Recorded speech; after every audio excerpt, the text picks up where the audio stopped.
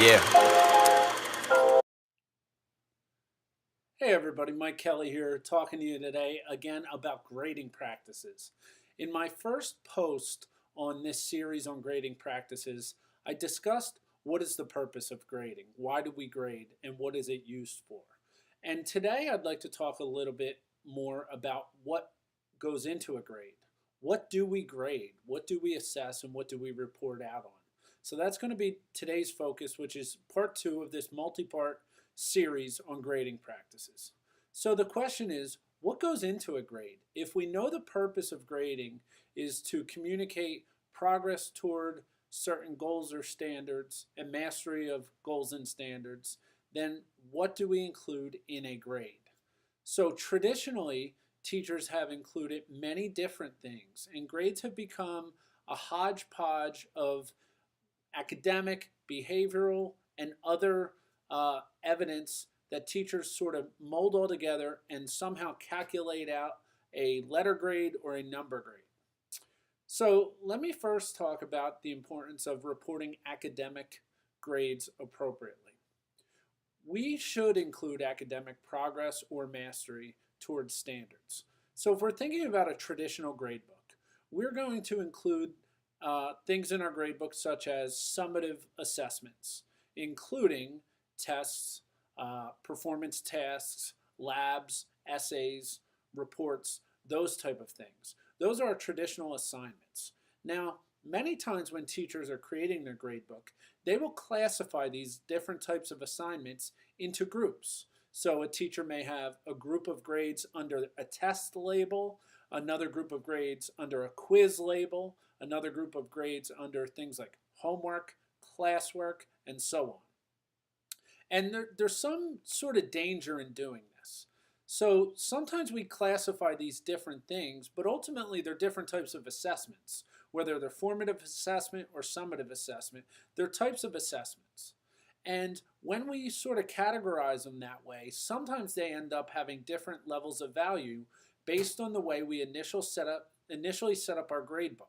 So teachers that have used a total points method of calculating a student's grade, whether it's a final letter or number grade, sort of run the risk of not being able to be intentional about how much you want any one of these categories to be worth.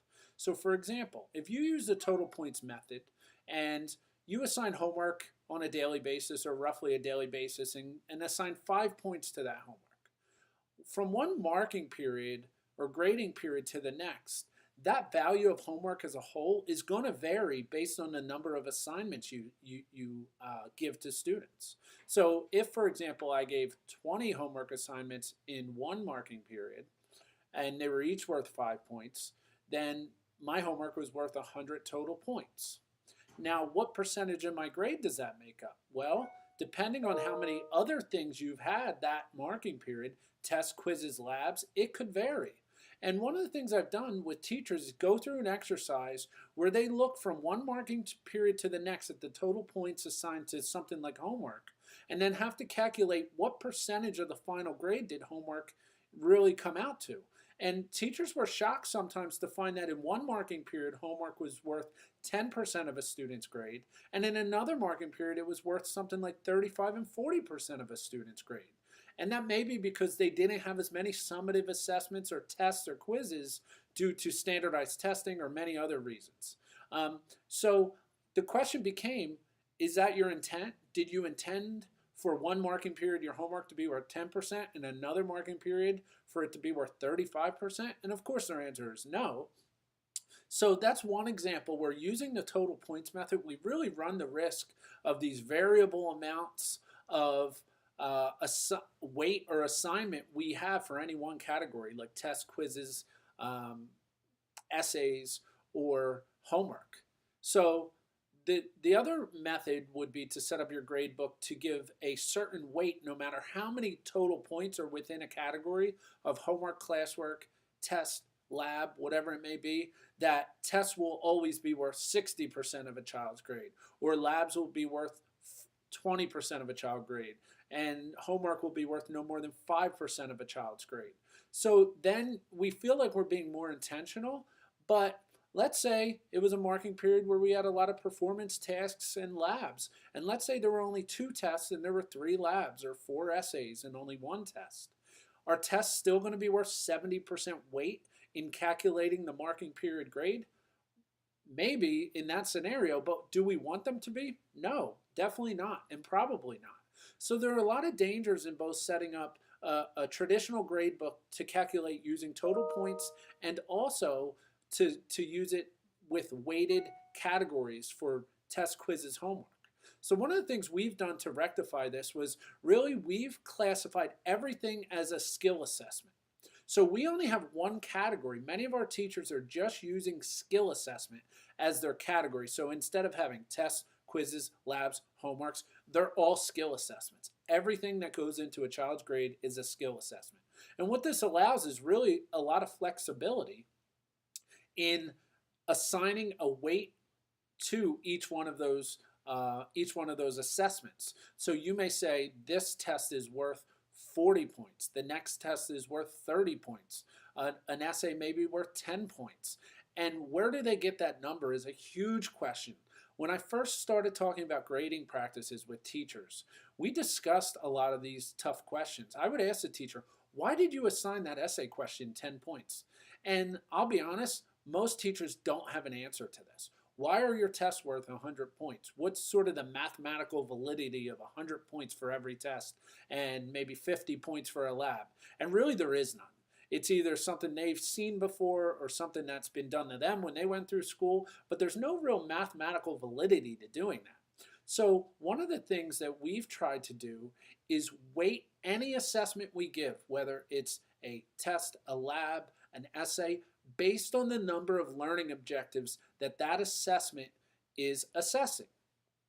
So if our tests are based on learning objectives, and if our labs are based on learning objectives, that students are demonstrating knowledge and mastery of objectives on whatever type of assessment it is, then we assign a weight based on that.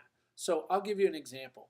If on a test we're assessing 10 learning objectives, and we want to give each learning objective a weight of 4 points and use sort of a 4-point scale to assess students' level of mastery on each objectives, then that test would be worth 40 points.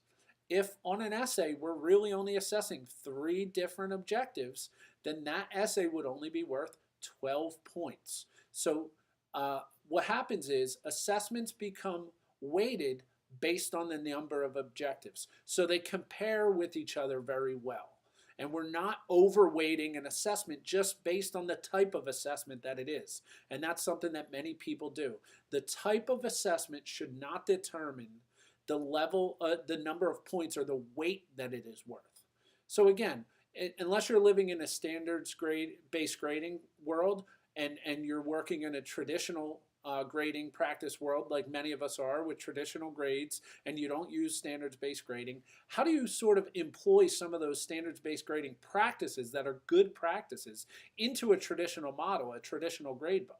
And that's what I hope by doing this we're able to do a little bit better in a little bit more fair manner. So that's a big takeaway. The type of assessment should not determine the value or weight of that assessment. Each assessment should be worth weight based on the number of learning objectives it is assessing.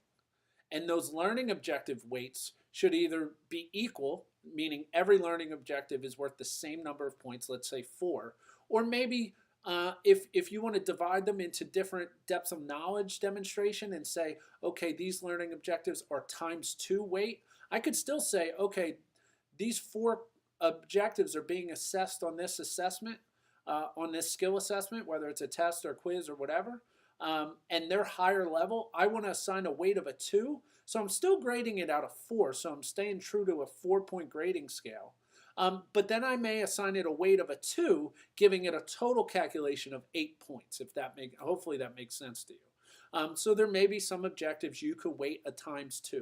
I would not get into my personal recommendation into having, okay, every objective is worth 4 points, and then I'll weight some 1, some 1.5, some 2, some 2.5.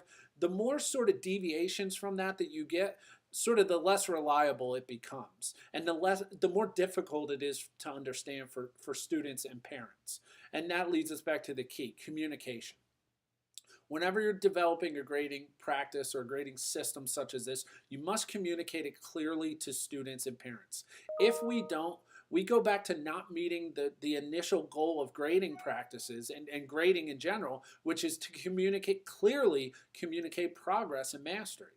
Well, if we complicate things so much that we're not doing that, then we're not accomplishing our initial goal or purpose for grading in the first place.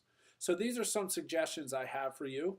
One thing I would say related to behavior is this: that behaviors such as participation, turning things in late, retesting, they should not negatively impact a child's academic grade. Those things should be communicated through feedback to both the student and the parent. So just because it's not included in an academic grade doesn't mean it's not important. Those skills are very important. And it doesn't mean we shouldn't communicate them. We should communicate them frequently to both parents and students. And we can do that informally and formally, because it is important for parents and students to know the amount of retakes a child has had, or the fact that they've turned something in late, or turned it in multiple times prior to it being finally assessed in a summative manner. So again, behavior type things should be given feedback and assessed and given feedback on, but they shouldn't be included in the calculation of the academic grade. They should be reported out separately. So those are some tidbits I have for you today, some suggestions, some ideas that you can go and take back to your school and try in your classroom.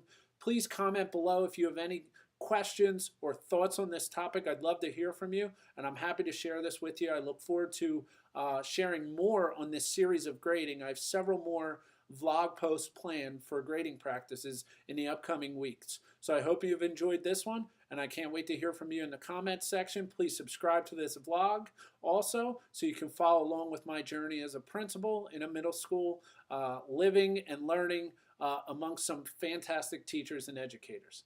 Thanks again for tuning in. Have a great day.